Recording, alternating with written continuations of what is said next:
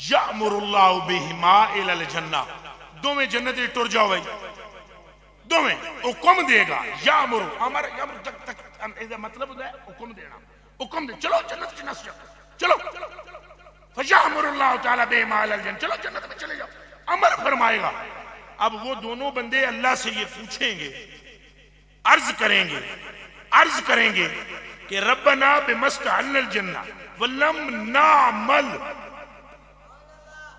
मेरे आका और मौला यहाँ बेहतरीन उलमा भी जलवागर हैं। वलम नामल अमल युजाज़ीनल जन्ना, वो जन्नत में जाने वाले ये कहेंगे कि हमने कोई ऐसा अमल तो किया नहीं है जिसकी जज़ा बगैर हिसाब के तदखीले जन्नत हो। तो बस हमें ये बता दीजिए या अल्लाह ये किस अमल की जजा है जन्नत में दाखिला। तो अल्लाह पाक इरशाद फरमाएगा सुन लो, तेरा नाम किए मोहम्मद नहीं, वो आखेगा जी है। तेरा नाम किए, आखिर जी मेरा नाम अहमद है। अल्लाह पाक फरमाएगा मैं अपने उत्ते अलफ ले आए हराम कर दी है गल, मैं अपने उत्ते लाजम कर दी है गल कि जिसका नाम अहमद और मोहम्मद हो उसका मैंने हिसाब नहीं लेना, मोमिन वो जरूर हो। जिसका नाम अहमद और मोहम्मद हो उसका मैंने हिसाब नहीं लेना, बिन हिसाब के जन्नत में। पहले जरा रल के आखो सुभान अल्लाह। हुण सुनो तबसरा ते तवज्जो नाल सुनो। हजूर दी मोहब्बत कोई मामूली चीज नहीं भाईजान, मेरे कलेजे के टुकड़ों, मेरी आंखों के तारों, हजूर की मोहब्बत कोई मामूली शय नहीं। और हजूर अलैहिस्सलाम से बस आप मोहब्बत करें और अन्नी मोहब्बत करो। किसी बंदे को पूछो ना भाई हजूर नाल कितनी मोहब्बत करनी है, उंज तुसा किसी नाल मोहब्बत करते हो तो किसी को मशवरा लेके करते हो। हजूर नाल ठोक के मोहब्बत करो। मोहब्बत करना तुम्हारा काम है, रहमत से लगा लेना रब का काम है। अब मैंने ये हदीसें जो सुनी है इस पर सिर्फ तबसरा में करना चाहूंगा। मुझे आप ये बताएं कि वो जिसने अपनी बच्चे का नाम रखा था मोहम्मद और अहमद, तो वो जन्नती हुआ हदीस के मुताबिक। और अब यहां जो दूसरी हदीस सुनाई है हजरत अनस जिसके रावी हैं, इन दोनों रवायतों से मालूम हुआ कि जिसका नाम मोहम्मद व अहमद होगा मोमिन हो, ये शर्त है। और मोमिन किसे कहते हैं? उच्चा बोलो। नमाजी को नहीं, उच्चा बोलो। नमाजी को, रोजेदार को, आजी को। ए उलमा लेना से बैठे ने पूछो भला मोमिन नमाजी को कहते हैं? अगर मोमिन नमाजी को ही कहते हैं तो जेड़े वो मुनाफिक सन वो नहीं सन पढ़ते। मोमिन किसे कहते हैं?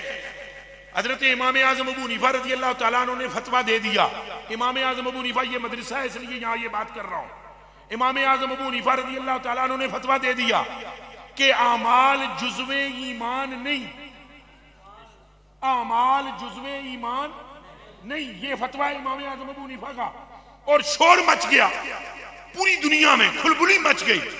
और दाएं बाएं से उलमाए मशाइर ने खतूत लिखे किसे? इमाम आजम अबू हनीफा को। ये आपने क्या कह दिया है कि अमाल जुज़वे ईमान नहीं। अगर अमाल जुज़वे ईमान नहीं तो इसका मतलब है फिर ये नमाज जुज़वे ईमान नहीं, और रोजा जुज़वे ईमान नहीं, और हज और ज़कात जुज़वे ईमान नहीं। आपने जवाब में फरमाया हां ये जुज़वे ईमान नहीं है। सुनिए फतवा इमाम आजम अबू हनीफा का। और लिखने वाले ने खत, जो सबसे बड़े मुहद्दिस थे उस दौर के, उस्मान नाम था उनका, उन्होंने खत लिखा। तो जवाब इमाम आजम अबू हनीफा ने दिया। आपने फरमाया मैं तुझे 5 दलीलें देता हूं जिससे तुझ पर यहां हो जाएगा कि अमाल जुज़वे ईमान नहीं। और उन 5 में से मैं एक आपके सामने पेश करने लगा हूं जो हजरत इमाम आजम अबू हनीफा नुमान बिन साबित ने दी रज़ी अल्लाह तआला अन्हु। आपने फरमाया हां मैं ये कहता हूं अमाल जुज़वे ईमान नहीं। सुन, अगर अमल जुज़वे ईमान हो, नमाज और रोजा अगर जुज़वे ईमान हो, तो फिर मैं तुझसे ये पूछता हूं नमाज फर्ज कब हुई थी और अबू बकर सिद्दीक ने कलमा कब पढ़ा था?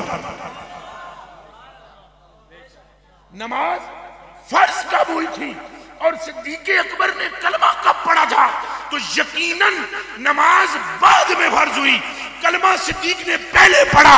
तो मैं तुझसे पूछता हूं जरा सिद्दीक के ईमान के बारे में बता, मुकम्मिल था या नहीं?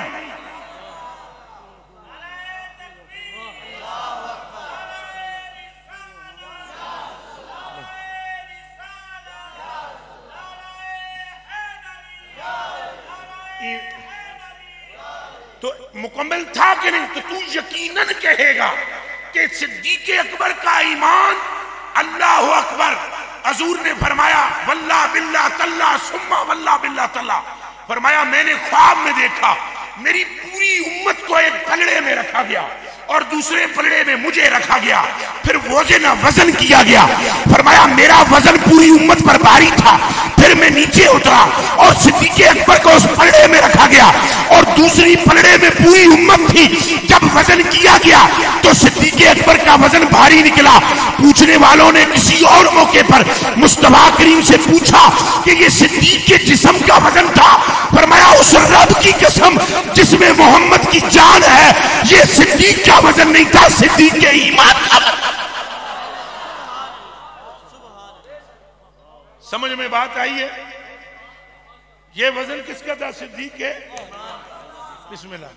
और इरशाद फरमाया भी है, और इरशाद भी फरमाया अगर सिद्दीक अकबर के ईमान को तोला जाए पूरी उम्मत के ईमान के साथ, पूरी उम्मत के ईमान के साथ तोला जाए तो सिद्दीक अकबर का ईमान बढ़ जाए। ईमान क्या होगा? वजन में क्या होगा? मिलकर बोलो जरा, सारे रल के बोलो, क्या होगा? बढ़ जाएगा। ईमान क्या है? तवज्जो तवज्जो, ईमान क्या है? किस शय का नाम ईमान है? वो नेमत कौन सी है? नमाज और रोजे का नाम ईमान नहीं, इसे हुजूर ने इस्लाम में बयान किया है और ईमान को इलादा बयान किया है। तो ईमान किस चीज का नाम है जो सिद्दीक अकबर में बहुत ज्यादा है? और हजरत इमाम आजम अबू हनीफा रज़ी अल्लाह तआला अन्हु की तशरीहात के मुताबिक तो आपने फरमाया सिद्दीक का ईमान मुकम्मल और ये अमाल बाद में, ईमान पहले सिद्दीक में मौजूद है। और फिर मैं आपसे एक बात और पूछता हूं, ऐन जंग की हालत में एक बंदा आया हुजूर की बारगाह में, ऐन जंग की हालत में। अच्छा जी हजूर दे हुस्नो जमाल दियां भी के गल्लां, हुण मैं मिसाल तो पेश भी ना कर सकदा ना, तो जितनियां साहबा ने मिसालां दित्तियां वो भी अला सबील तमसील मिसाल हुई है। हजूर की शान बयान करने वाला दुनिया के अंदर कोई पैदा हुआ ही नहीं। हक बयान कर, हक हजूर की शान की असल कुनह तक पहुंचने वाला दुनिया में कोई पैदा हुआ? दब के बोलो पैदा हुआ? हज़रत अबू बकर सिद्दीक से लेकर आज तक और क़यामत के दिन तक, यह जुमला बड़ा जरा डट जाए, किसी ने भी हुजूर के हुस्न की औसाफ की हकीकत नहीं बयान की। ए दिमाग रख लेना सारे संगी। हजरत आला ने अपनी जिंदगी में, आला हज़रत बरेलवी ने जुम्मे वाले रोज 2:33 पर आखिरी शेर जो सदरे किरतास पर नूर बखेरते हुए लिख दिया था वो ये था कि ए रजा खुद साहिबे कुरान है मद्दा है हुजूर, तुझसे कब मुमकिन है फिर मिदहत रसूलुल्लाह की। और इमाम कुस्तलानी रहमतुल्लाह अलैह ताला शारे बुखारी आप इरशाद फरमाते हैं मन वसफ़हू इन्नमा वसफ़हू अला सबील तमसील फला यालमु अहदुन हकीकत वस्फ़ही इल्ला खालिकुहू। फरमाया पूरी कायनात में जिसने नबी पाक की शान बयान की है उसने अला सबील तमसील बयान की है। हकीकत उसने मुस्तफा को रब के सिवा कायनात में कोई जाने नहीं। मिसाल मैं मिसाल देता हूं समझाने के लिए, बात बहुत लंबी ना हो जाए।